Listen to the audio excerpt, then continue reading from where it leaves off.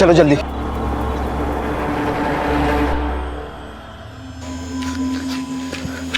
इंतजाम हुआ? हाँ, आज की रात एक लॉज में इंतजाम हो गया है। तुम दोनों वहीं पे रुको, कल सुबह होते ही एक मंदिर में शादी करा दूंगा। थैंक्स यार। मेरा दोस्त है यार, तेरे लिए कुछ भी करूंगा। हाँ चलो चलो निकल। तुम वो इंस्पेक्टर इनामदार की बेटी हो ना? मरवा दिया यार तूने तो। किसको भगा के लेके आया तू? आओ आओ, उठा ना उठा ना, आओ उठाओ, आओ। नीला घर में कहीं नहीं दिख रही है।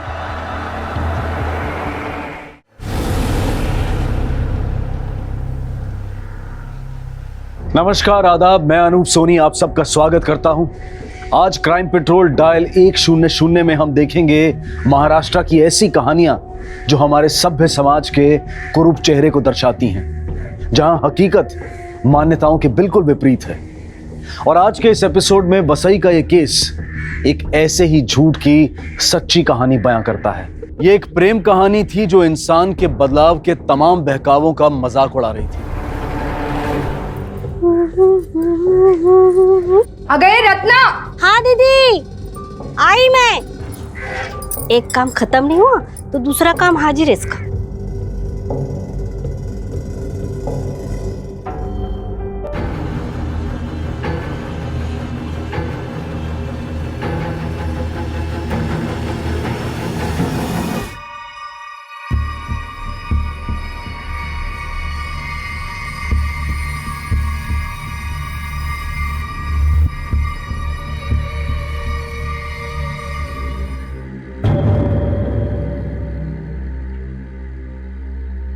आओ चला, नाश्ता रेडी है। हाँ हेलो। अरे वाह ताई, आज नाश्त्यामध्ये रोटी पराठे दोनों। लीना को लेके आ नाश्ता करने। बरं। ए चल।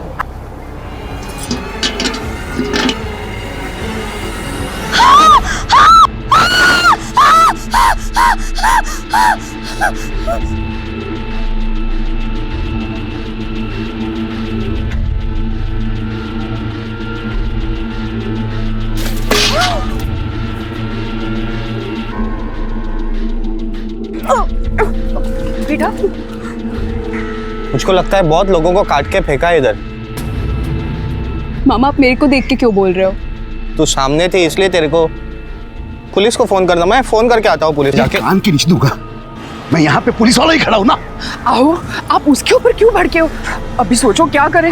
ये सब बहुत भारी पड़ने वाला है हम लोगों पर। मुझे तो डर है इस चक्कर में आपकी कहीं नौकरी ना। चुप, बिल्कुल चुप।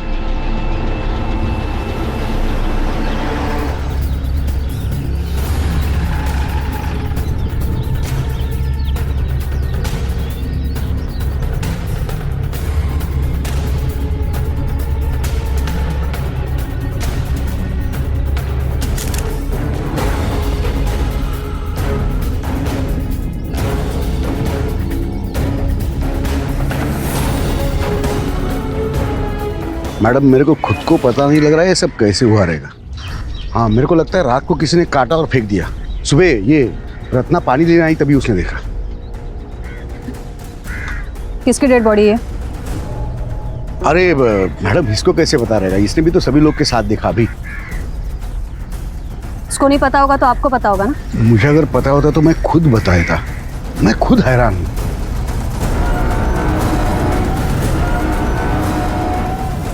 मैडम, इसमें तकरीबन 2 साल के बच्चे की भी लाश है।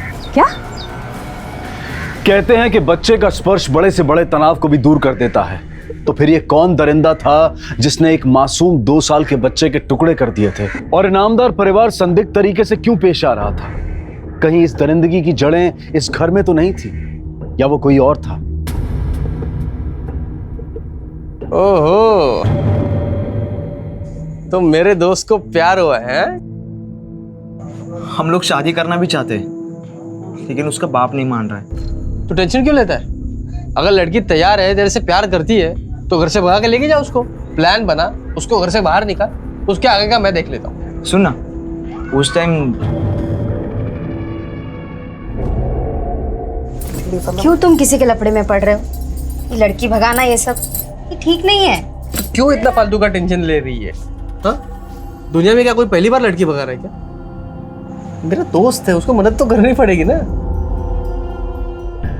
हम क्यों चोरों की तरह मिलते? बस हो गया। अब कल ही मैं अपने आई को अपने बारे में बताता हूँ। तेरी आई को बताने से क्या होगा? मेरे आई बाबा शादी के लिए कभी नहीं मानेंगे। लीना, हक का दरिया ही ये, उतर के भी पार करना पड़ेगा ना तो भी करेंगे। माना तो ठीक, नहीं तो भगा ले जाऊंगा तुम्हें। हिम्मत है तो और बहुत कुछ करने की हिम्मत है मेरी। दिखाओ क्या? दिखाओ दिखाओ। नहीं। अरे भाजी सोचो, प्यार भी करने चली तो बिरादरी के बाहर। वो बहुत अच्छा लड़का है पापा, एक बार उससे मिल लो पापा। मैं जाके उससे मिलूं? उस 2 टके के लड़के को मैं मिलूं जाके? देख दिलवा, ध्यान रख, अगर इसके बाद मैंने सुना कि तू उससे मिली तो तेरा जो होगा सो होगा। वो लड़का तो अपनी जान से जाएगा। अहो तुम्ही काय समझौता है हिला? और इसके लिए ना कोई लड़का देखो, फटाफट इसके हाथ पीले करो और इस मुसीबत से पीछा छुड़ा लो। आई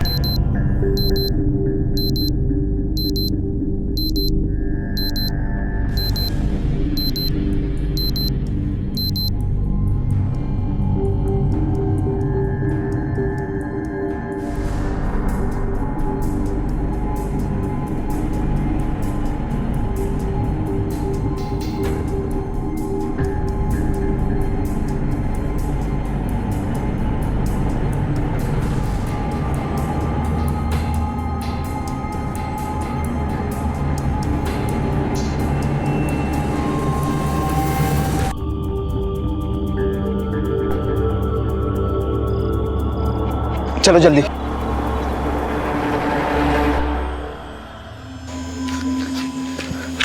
इंतजाम हुआ? हाँ, आज की रात एक लॉज में इंतजाम हो गया। तुम दोनों वहीं पे रुको, कल सुबह होते ही एक मंदिर में शादी करा दूंगा। थैंक्स यार। मेरा दोस्त है यार, तेरे लिए कुछ भी करूंगा। हाँ, चलो चलो निकल।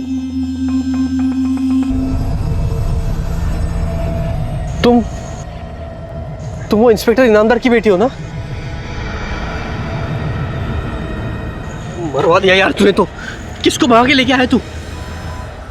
आओ आओ, उठा ना, उठा ना, आओ उठाओ, आओ।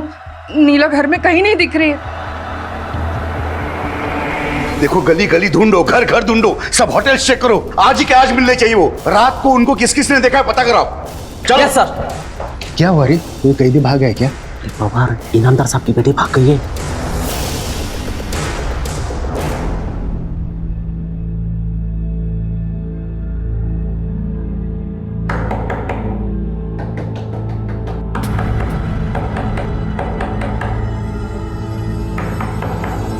लीना जल्दी उठो, लीना उठो, तुम अंदर बातों में छुप जाओ, मैं देखता हूँ कौन आ गया। जाओ जल्दी।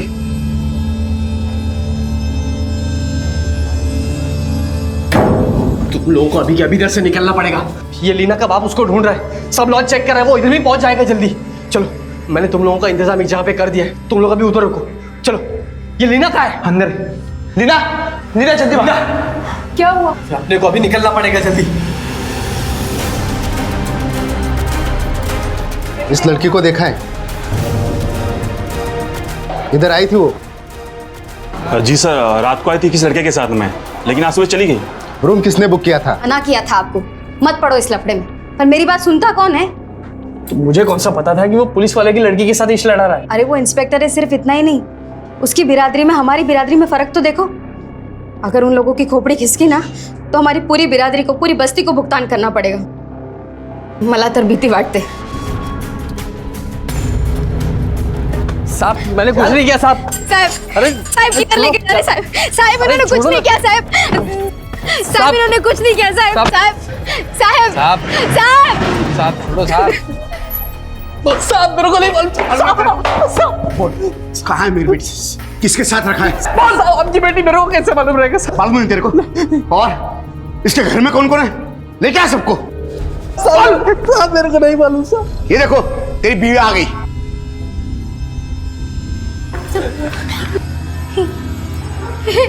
काय केले? सालून के मॅडम, घ्या त्यांना आतमध्ये, खिलाओ हवा अपनी। साहब नहीं साहब साहब साहब साहब साहब उसको छोड़ दो साहब साहब उसको छोड़ दो साहब उसने कुछ नहीं किया उसका कोई गलती नहीं है साहब साहब साहब साहब छोड़ दो साहब तो पता कहाँ है?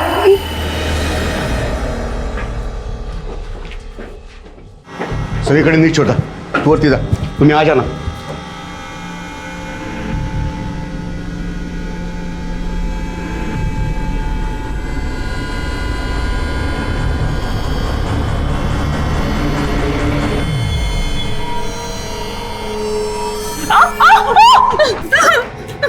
तुला सांगितलं होतं त्याला भेटू नको, फिर भी तुम यहाँ मुंह मारने चली आई। अब तो उसे जिंदा नहीं छोड़ूंगा मैं। बोल कहाँ है वो, बोल कहाँ है? वो खाने लेने गया है बाबू। और बाहर टाइट फिटिंग लगाओ, अगर मिलेगा तो क्या करना उसे तुम्हें पता है। चलो। ये बड़े लोग हम लोग को कुत्ते के माफिक समझते मालूम। जब मन करा जब जी चाहा उठा लिया और पीट डाला।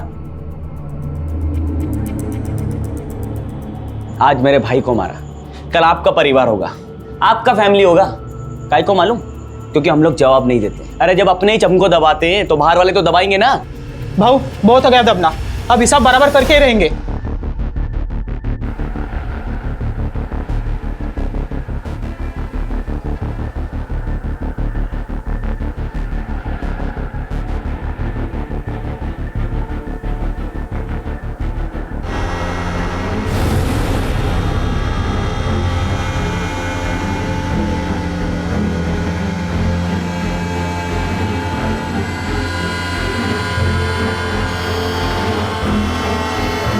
हम चाहे जितना मर्जी वहम पाल लें कि हमारे समाज में भेदभाव कम हो गया है, लेकिन अब भी कुछ अदृश्य दीवारें हैं जो दिखाई नहीं देती लेकिन मौजूद हैं। और इन्हीं दीवारों के नीचे दबकर न जाने कितनी जिंदगियां कुचली जा चुकी हैं। और ये सिलसिला अब भी जारी है। क्या अपनी मर्जी से जीवन साथी चुनना गलत था, या फिर योगेश जो एक प्रेमी जोड़े लीना और समीर की मदद करना चाहता था वो गुनाह था? और अगर नहीं तो उन्हें किस बात की सजा मिली थी? और फिर इस प्रेम कहानी ने 6 महीने के बाद जो रूप लिया वो दिल दहला देने वाला था।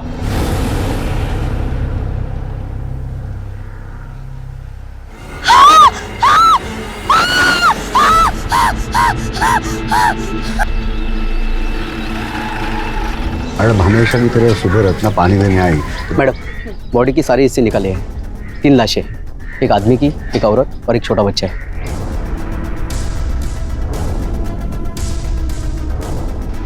ये केस हमें जल्दी से जल्दी सॉल्व करना होगा। 2 बिरादरी का मामला है, गलती से भी पब्लिक भड़क गई ना तो संभालना मुश्किल हो जाएगा।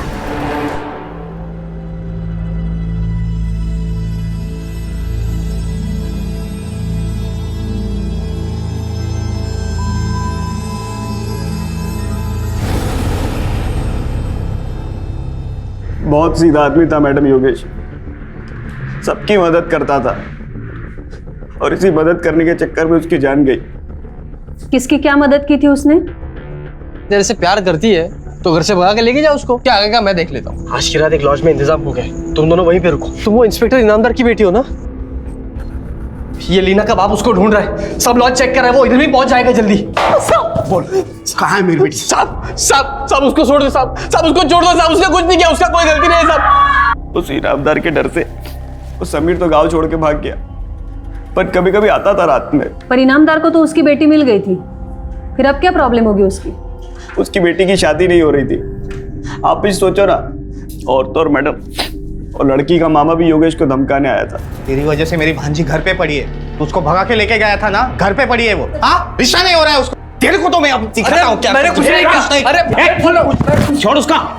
क्या रे, क्या तेरा रोज का नाटक है? काय को डरा था इसको? चल निकल इधर से। अभी तो मैं जा रहा है, लेकिन मेरी भांजी और घर पे पड़ी रही ना, तुला मी बघतो। ए, तू क्या कर रहा है यहाँ पे? क्या पट्टी पड़ा रहा है मैडम को? इनामदार आवाज कमी करा, बाहर जाओ। मैडम मैं यहीं पे बैठ के ये क्या बातें सुनाता है आपको, क्या कहानी सुनाता है सुनता हूँ ना। I said out.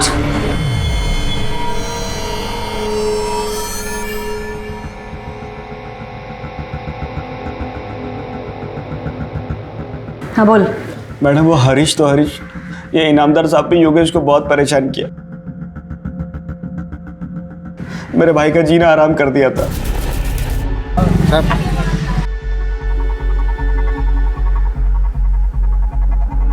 मिरर का है?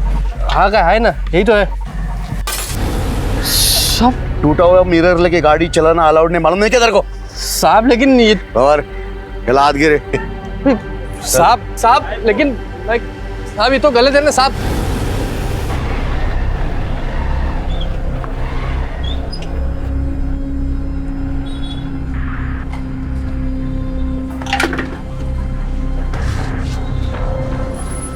और चेक कर जरा। क्या चेक करे साहब? बताते इसको खोल।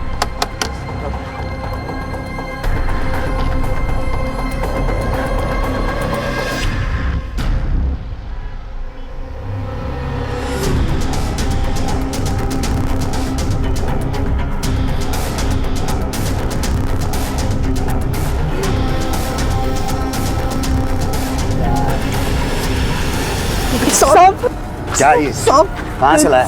साहब मेरा सीधे से समझ में नहीं आया। अच्छा, इसीलिए तुम्हें ऐसा लग रहा है कि इनामदार ने योगेश को मार दिया? सिर्फ इतना ही नहीं मैडम, जिस दिन वो तीनों गायब हुए मेरे को योगेश का फोन आया। वो मेरे को बोला कि इनामदार साहब उसको मिलने के लिए बुलाए। उसने तुम्हें क्यों बताई ये बात? वो चाहता था मैं भी उसके साथ जाऊं। तो गए क्यों नहीं तुम? वो मैडम, मैं डर गया था। मेरे को लगा इनामदार साहब मेरा भी जीना आराम कर देंगे। ठीक है, अभी तुम जाओ, जरूरत पड़े तो हम लोग बुला लेंगे तुम्हें। बरा मैडम। बाबर, ये योगेश के फोन कॉल के रिकॉर्ड्स मंगवाओ और हाँ, पड़ोसियों से पूछताछ करो ये यशवंत कितना सच बोल रहा है और कितना झूठ। मैडम, आपने वो 2 कौड़ी के आदमी के सामने मेरी भी इज्जत की। इनामदार, पहली बात, लोगों को यूं कौड़ियों में गिनना बंद करो। और दूसरी बात, इस केस में तुम खुद सस्पेक्ट हो, तो कुछ दिन घर बैठ जाओ, ऑफिशियल लेटर मिल जाएगा तुम्हें। आज से तुम सस्पेंडेड हो। हाँ साहब, मैंने देखा था, वो तीनों गए थे 15 तारीख की शाम को। ये कोई 7 बजा होगा, इस तरफ से गए थे। इसका मतलब है वो इनामदार के घर पे गए थे? उस तरफ ही गए थे। अब उधर क्यों गए थे साहब, ये मुझे नहीं मालूम। और हाँ साहब, उस दिन दोपहर में इनामदार साहब भी आके गए थे योगेश के घर पे। ओए जी साहब, योगेश कहाँ रहता है? योगेश, ये वाला घर है साहब उसका।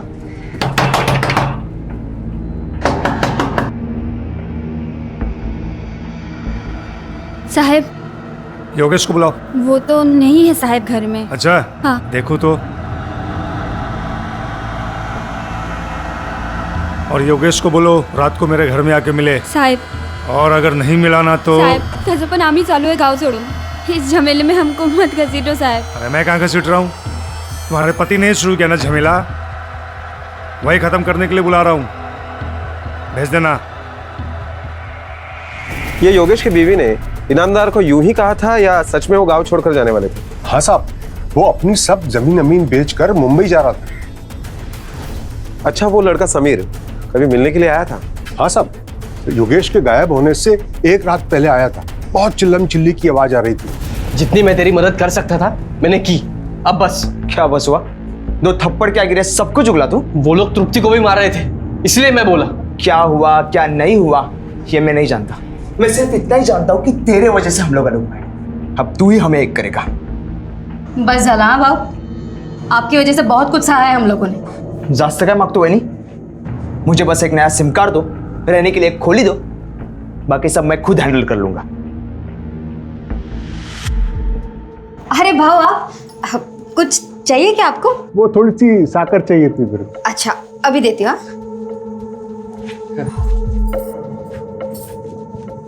बाबर, पोस्टमार्टम रिपोर्ट के हिसाब से तीनों का खून 15 तारीख को 8 से 11 के बीच हुआ है। लेकिन मैडम, डेड बॉडीज को देख के ये लगता है कि उन्हें एक दिन बाद यानी 16 तारीख की रात को पानी में फेंका गया था। योगेश और उसके पत्नी की मौत तो जहर देने से हुई है, लेकिन बच्चे की मौत गला काटने से हुई। मैडम, पड़ोसियों के मुताबिक इनामदार ने योगेश को घर पे बुलाया था। यह भी तो हो सकता है कि योगेश इनामदार के घर पे गया हो, फिर इनामदार ने उन्हें जहर देकर मार दिया और फिर बॉडी के टुकड़े करके पानी में फेंक दिया होगा। एक बात सोचने लायक है बाबर, इनामदार अपनी बावड़ी में क्यों लाशें फेंकेगा, और वो भी एक दिन बाद? क्योंकि पानी में खून तो कहीं नहीं था। मैडम, इनामदार पुलिस वाला है, उसने पुलिस वालों की तरह ही सोचा। हम उसके ऊपर शक ना करें, इसलिए शायद उसने ऐसा किया होगा। हो सकता है, बिल्कुल हो सकता है। और पोस्टमार्टम रिपोर्ट में और एक बात है, लाशें काटने के लिए किसी करवट जैसी चीज का इस्तेमाल हुआ है। ये इनामदार की सोच उसकी तरह ही घटिया है। हर चीज में वो ऊंच नीच देखता है। मुझे तो लगता है कि खून उसी ने किया होगा। उसकी बेटी समीर के साथ भाग गई, उसे बर्दाश्त नहीं हुआ होगा। बाबर एक काम करो, योगेश के और इनामदार के फोन के कॉल रिकॉर्ड्स मंगवाओ और ये इनामदार को भी बुलवाओ जरा। मैडम, मेरी लड़की भागी नहीं थी, वो उसे बहका के भगवा के लेके गया था। अगर भाग जाती तो मैं सोचता मर गई मेरे लिए, पर ऐसे कोई भगा के लेके जाए तो मैं क्या, कोई भी चुप नहीं बैठेगा। आप चाहे तो रिकॉर्ड चेक करो। पाटिल मैडम, ये इनामदार की बेटी है ना, उसे जरा पुलिस स्टेशन लेके आओ जल्दी। हाँ, तर मिस्टर इनामदार। एक मिनट मैडम।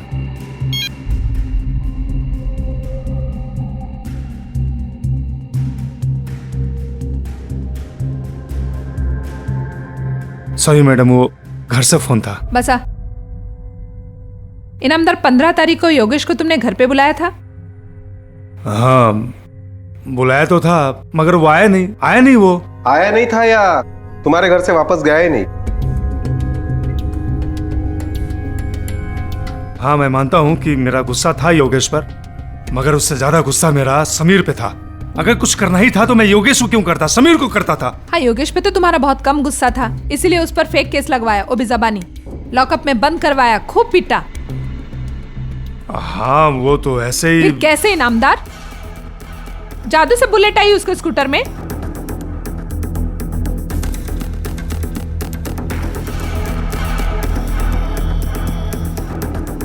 और इतने संगीन जुर्म का कोई केस भी नहीं दर्ज करवाया तुमने। वैसे एक बात बताइए इनामदार साहब, योगेश को आपने अपने घर पे क्यों बुलाया था? मैडम, मैं सच कह रहा हूं, वो लोग मेरे घर आए ही नहीं।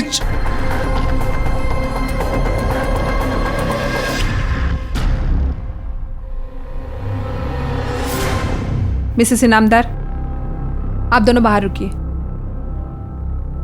मैं क्या बोलती हूँ मैडम, मैं बाहर जाती हूँ ना, इनको यहीं रहने दो, ये भी तो पुलिस वाले ही है ना। नहीं, मैं रुक जाती हूँ, इनको बाहर जाने दो। क्या है, ये छोटी है ना तो डर जाएगी। इनामदार,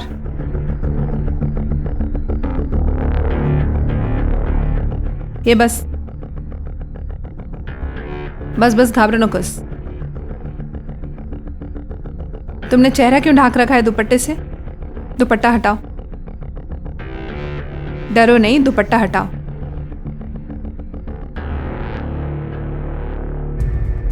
अब सच बताओ, समीर के साथ तुम अपनी मर्जी से गई थी या जबरदस्ती लेके गया था वो तुम्हें? नहीं मैडम, मर्जी से नहीं, वो मुझे जबरदस्ती ले गया था। अच्छा, ये चोट कैसी लगी तुम्हें? देखो नीला, डरो मत, सच बताओ, शायद हम तुम्हारी कुछ मदद कर दें।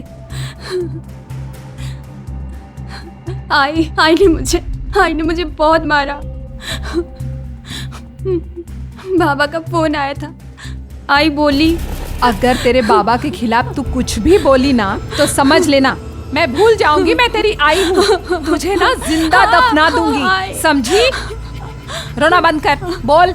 वो पूछेंगे तो तू क्या बताएगी? बोल बोल। आई, मैं वहाँ बोलूँगी मुझे जबरदस्ती भगा के ले गए थे। मैडम, हम दोनों एक दूसरे को बहुत चाहते हैं, पर बाबा नहीं चाहते हम दोनों की शादी हो। क्या यही प्यार है उसका जो तुम्हें उस दिन छोड़ के भाग गया? नहीं मैडम, वो मुझे छोड़ के नहीं भागा था, वो तो बस छिप गया था डर के मारे। अब ये कहानी तुम्हें किसने सुनाई? ये समीर ने मुझे बताया। इसका मतलब उसके बाद तुम उसे मिली थी? कब और कहाँ मिली थी तुम उससे? 14 तारीख की रात को। समीर मेरे आई बाबा मेरे लिए रिश्ता देख रहे हैं, वो मेरी शादी कर देंगे। समीर, तू घबरो नकोस, मैं उससे पहले कोई इंतजाम कर लूंगा, और तुम ये मत सोचना कि मैं तुम्हें छोड़कर कहीं भाग जाऊंगा, समझे? Don't worry. तू घर तक आ गया, तेरी ये हिम्मत? अरे हरीश, अरे पकड़ो उसको। हरीश पकड़ उसको। कहाँ मर गया साला? हरीश, साला पकड़। बाबर, ये समीर की खोज खबर निकालनी पड़ेगी। उस रात उसका गाँव आना और दूसरी रात योगेश के बीवी बच्चों का कत्ल, ये सब इत्तेफाक नहीं लगता है मुझे। मैडम, ये योगेश की कॉल रिकॉर्ड्स आ गए हैं। मैडम, ये कॉल रिकॉर्ड देख के एक बात पता चलती है कि रात को 11 बजे तक इनामदार ने योगेश को कई बार फोन किया था। इसका मतलब है सचमुच योगेश इनामदार के घर पे नहीं गया था। नहीं बाबर, ये सब कॉल रिकॉर्ड्स फेक भी हो सकते हैं। हमें गुमराह करने के लिए इनामदार ने योगेश का खून करने के बाद भी किए हो। जरा देखो उस वक्त इनामदार के मोबाइल की लोकेशन क्या थी। मैडम, इनामदार के मोबाइल की लोकेशन उस वक्त उसका घर का ही दिखाई दे रहा है। मैडम ये देखिए, और एक नंबर है जो योगेश के नाम पर है। ये नंबर्स की डिटेल निकालो। नंबर तो उसी का है, पर जरूरी नहीं कि उस वक्त उसके पास हो। मैडम ये देखिए दूसरा नंबर जो सुमंत पाटिल के नाम पर है। इस नंबर से भी योगेश को कई बार फोन किए गए हैं। बाबर, एक काम करो, ये योगेश का दूसरा नंबर और ये सुमन पाटिल का नंबर, दोनों के डिटेल्स निकालो। हाँ साहब, पेपर में पढ़ा उसके बारे में। बहुत बुरा हुआ बेचारे योगेश के साथ। तुम कैसे जानते हो योगेश को? उसके ज़मीन का डील मैंने किया था ना साहब। उसकी ज़मीन मतलब उसका घर और उसकी खेती, जिसे बेचकर वो मुंबई जा रहा था। हाँ साहब, बहुत दिनों से भावताव चल रहा था हम लोगों के बीच। वो 50 लाख मांग रहा था, लेकिन इतना रेट नहीं है यहाँ पे। फिर एक दिन आके वो 45 लाख में डन किया, लेकिन उसके बाद ये सब हो गए साहब। मैडम, ये भी तो हो सकता है कि इसमें सुमंत पाटिल का ही हाथ हो। क्या पता जमीन ट्रांसफर की गई हो और पैसा देना बाकी हो। नहीं बाबर, ऐसा नहीं हो सकता है। बिना पैसा दिए ग्राम पंचायत से जमीन ट्रांसफर होगी नहीं। हाँ, ये हो सकता है कुछ पैसा देकर ट्रांसफर की गई हो और बाकी बाद में देने की बात हुई हो, और ये पैसा बचाने के लिए सुमंत ने योगेश का खून किया हो। बाबर, एक काम करो, ये योगेश के जमीन के पेपर्स निकलवाओ जल्दी। मैडम, ये दूसरे मोबाइल का लोकेशन गांव के बाहर एक बस्ती का दिखाई दे रहा है। बाबर, पता लगाओ जल्दी। Okay ma'am.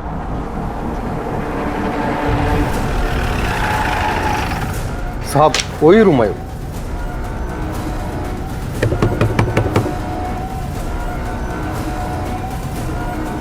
कौन? अरे सर, क्या है? तू योगेश के नाम का सिम कार्ड यूज करा था ना? क्यों? किसे छुपना चाहता था? मैम, वो इनामदार साहब से। और किससे छुपने की क्या जरूरत है मुझे? क्यों? पुलिस से छुपने की जरूरत नहीं है। साहब, मैंने कुछ किया ही नहीं, तो मैं क्यों छुपूं? अच्छा, कुछ नहीं किया तूने? योगेश के नाम का सिम कार्ड यूज कर रहा है, उसके नाम का रूम लेकर रह रहा है, और फिर भी तुझे लगता है पुलिस पकड़ेगी नहीं तुझे? हाँ मैम, वो सिम कार्ड योगेश ने दिया था मुझे, मतलब इनामदार साहब से बचने के लिए। मैं बहुत रोया उसके सामने, तभी उसने मुझे मदद की। मैं किसी को क्यों मारूं? वो तो मेरा दोस्त था, मैं क्यों मारूं उससे? देख बेटा, अगर तूने मारा होगा ना तो क्यों मारा और कैसे मारा ये सब हम निकलवा लेंगे। बस तेरे हाथ से ये मौका चला जाएगा जब तू तेरी सजा कम करवा सकता था। बाबर, ये केस की सारी फाइल्स चाहिए मुझे। सर, ये सुमंत पाटिल के कॉल रिकॉर्ड्स है जो आपने मंगवाए थे। मैडम, ये कॉल रिकॉर्ड से पता चलता है कि सुमंत पाटिल को हरीश ने भी कई बार फोन किया था। ये हरीश और सुमंत का एक दूसरे से क्या लेना देना है? मैडम, ये योगेश, जमीन, पैसा, लीना और समीर एक दूसरे से जुड़ी हुई कड़ियां लगती है। साहब, वो दोस्त है मेरा, इससे आगे मेरा उससे कोई वास्ता नहीं साहब। अभी आप बोले ना मेरे को कि योगेश सुमन को जमीन बेच रहे हैं, तभी मेरे को मालूम पड़ा साहब। अच्छा, ये तूने पिछले हफ्ते योगेश को इतने फोन क्यों किए थे जब वो उसे जमीन बेच रहा था? साहब, आप मुझ पे शक कर रहे हो? पुलिस वाले का साला हो साहब, मैं ऐसा गलत काम थोड़ी ना करूंगा साहब। बाबर, ये हरीश बहुत टेढ़ी खीर है। ये जरूर कुछ छुपा रहा है हमसे, या तो वो इनामदार के बारे में या तो फिर सुमंत पाटिल के बारे में। मैडम, मुझे लगता है कि हमें सुमंत पाटिल और इनामदार के घर की तलाशी लेनी चाहिए। हो सकता है कि मर्डर वेपन उनके घर पर ही मिले या कोई खून के धब्बे भी मिल सकते हैं। ये इनामदार और सुमंत पाटिल के साथ साथ समीर के रूम की भी तलाशी लेनी चाहिए। बाबर, एक काम करो, कल सुबह जल्दी से जल्दी सर्च वारंट लेके आओ कोर्ट से। इनामदार, तुम्हारे घर का सर्च वारंट है मेरे पास। कोपरा शोधूंगा। Yes sir. बाबर, मेरी बात सुनो, तुम्हें यहाँ पे कुछ मिलने वाला नहीं है। बिरादरी में मेरी नाक कटेगी।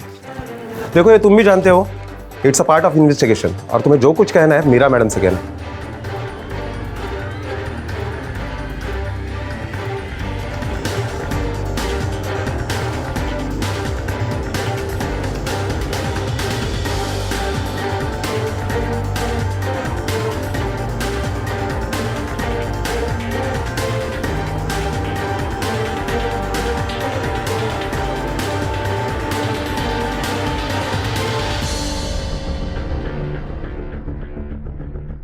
बाबर, तीनों की तलाशी ली है लेकिन कुछ नहीं मिला अब तक। आखिर क्या है और कहाँ है?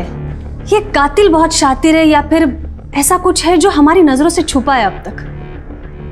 प्रॉब्लम क्या है समझ में नहीं आ रहा है अब तक। बाबर शोधा लो कर। मैडम बोला रिका में बॉडीज के अंतिम संस्कार के लिए साइन किसके लिए? जो भी उनके करीबी रिश्तेदार है उनको बोलो साइन कर दे। Okay madam.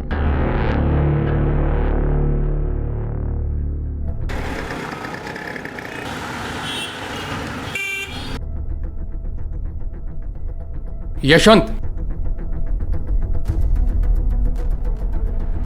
जी साहब। हमें वो तीनों के अंतिम संस्कार के लिए तुम्हारे साइन चाहिए। यहां पे साइन कर दो।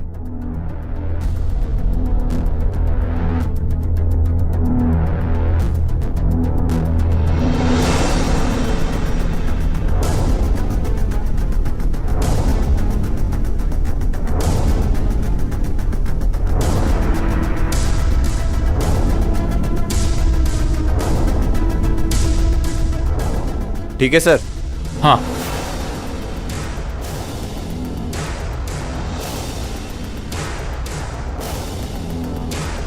Hello ma'am. हाँ रिका में बोला।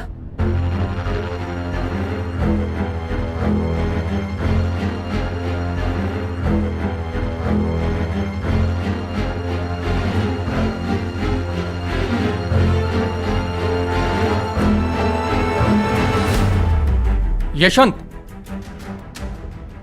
क्या हुआ साहब? अरे 2 पेपर और भी है। एक काम करो, पुलिस स्टेशन जाके साइन करके आओ। काय को? नजदीकी रिश्तेदार तुम हो, अंतिम संस्कार के लिए बॉडी तुम्हें सौंपनी है इसलिए। हरीश, इनामदार साहब ने तुम्हें भी बुलाया। अच्छा।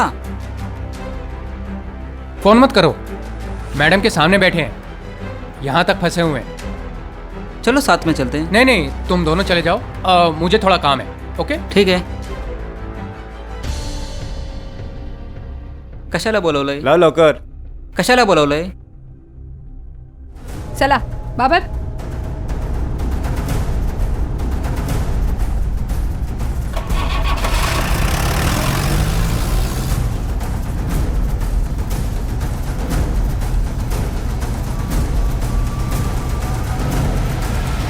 मैडम इस तरफ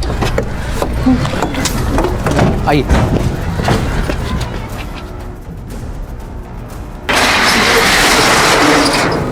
आइए मैडम, ये देखिए।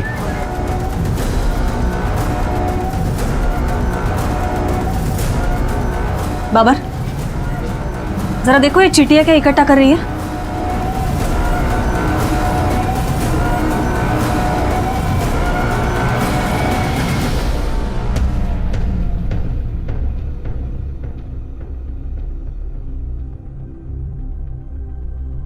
मैडम ये तो मांस का टुकड़ा है।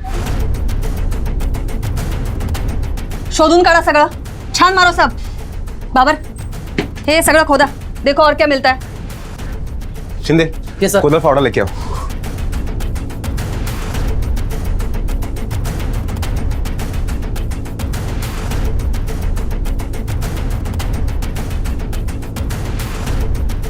ते मागे बघा काय ते। पवार तो कोपरा शोधा।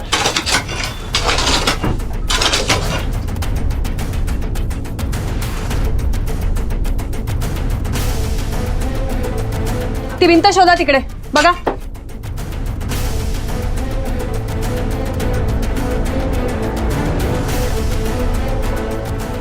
ए रुको रुको रुको।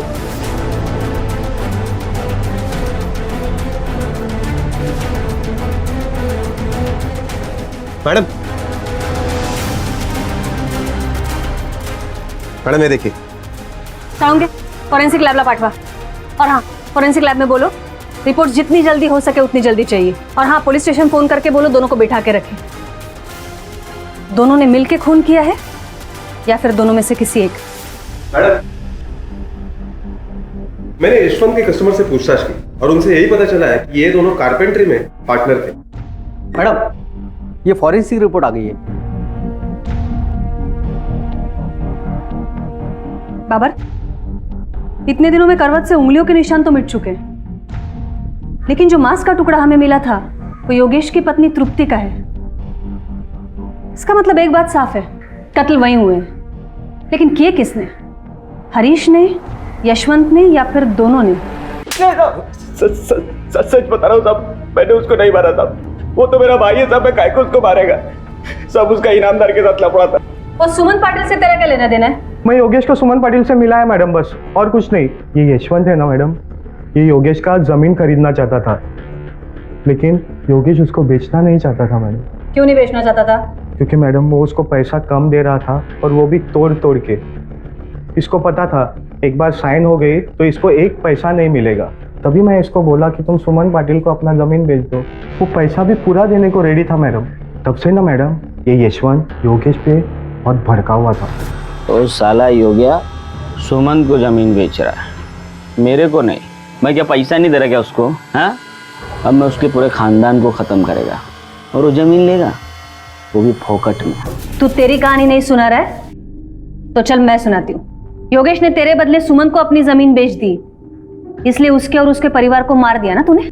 ग्राम पंचायत से पता लगवाया हमने, वहां भी तूने पूछताछ की थी ना, और उन्होंने तुझे बताया सबसे नजदीकी रिश्तेदार को जमीन मिलेगी, मतलब कि तुझे। फटाफट मुंह खोल, वरना तेरा मुंह खुलवाना आता है हमें। बोल। नहीं मैडम, जब योगेश ने सुमन को जमीन देने का फैसला किया तभी मैंने सोच लिया था कि मुझे कुछ करना पड़ेगा। और जब मेरे को मालूम पड़ा कि इनामदार ने उसको मिलने के लिए बुलाया तो मैंने उसको बोला कि मेरी दुकान से होके जाना। या तुम लोग के लिए लाया मैं, लो। अरे ये खाना वाना तो सब ठीक है, लेकिन हमको यहाँ पे क्यों बुलाया? अरे ऐसा कोई खास बात नहीं है, तुम लोग खाते खाते भी तो सुन सकते हो। हाँ चल तू बैठ, पहले खाना खा। बैठ बैठ बैठ बैठ, खाना खा।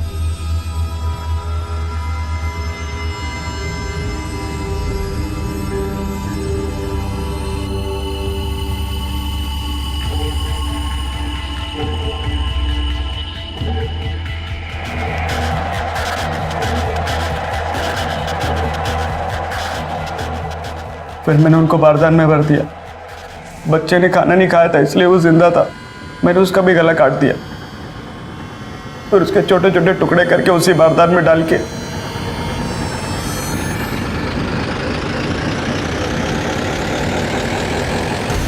एक जमीन के टुकड़े के लिए तूने अपने भाई को मार डाला यशवंत, और वो बच्चा जिसको जमीन और लालच का मतलब भी नहीं पता, उसको इतनी गंदी मौत मारा तूने। जो जुर्म तूने किया है ना यशवंत, उसकी सजा तुझे मिलेगी। अब तू जिंदगी भर वो जमीन का टुकड़ा नहीं देख पाएगा। यशवंत का लालच सिर्फ वो जमीन नहीं थी, बल्कि वो भावना भी थी जिसमें इंसान दूसरे के हक को मारना गलत नहीं समझता। यशवंत पर योगेश तृप्ति और 2 साल के अमर के कत्ल के लिए आईपीसी की धारा 302 और सबूत मिटाने के लिए धारा 201 लागू की गई है। पीएसआई अशोक इनामदार को भी दोषी पाया गया है और इसी वजह से उसे अपनी नौकरी से हाथ धोना पड़ा। इंसान को रंग, भाषा, भेद, धर्म, जात पात इन सब से ऊपर उठना होगा। प्रकृति ने सबको समान हक दिए हैं और किसी दूसरे का हक छीनने के परिणाम भयानक हो सकते हैं। अब मैं अनूप सोनी आपसे विदा लेता हूं, फिर मुलाकात होगी अगले एपिसोड में एक और चौंका देने वाले केस के साथ। तब तक अपना और अपने परिवार का ख्याल रखें और देखते रहें क्राइम पेट्रोल डायल 100। सबक एक को सीख हम सबको। जय हिंद।